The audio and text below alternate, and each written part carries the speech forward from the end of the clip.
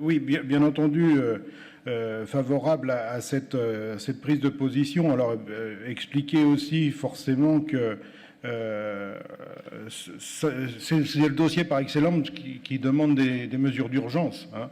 Et donc, s'il y a des collectivités qui ont réagi, c'est parce qu'elles étaient interpellées et puis qu'il y avait une inquiétude justement sur la réactivité.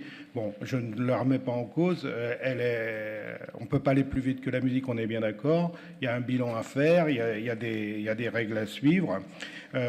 Néanmoins, et évidemment, quand les sinistrés sont touchés d'une manière aussi brutale, il est normal qu'on puisse leur apporter les garanties nécessaires.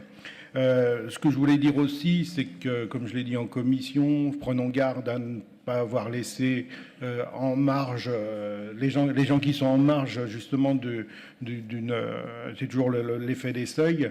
Hein, prenons garde de ne pas avoir laissé sur le chemin quelques exploitations. Je sais qu'il y a quelques exploitations qui ont profité, c'est pas le mot exact, mais qui vont cesser leur activité à la suite de ce sinistre.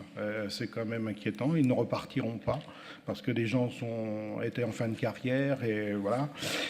Donc c'est assez dramatique.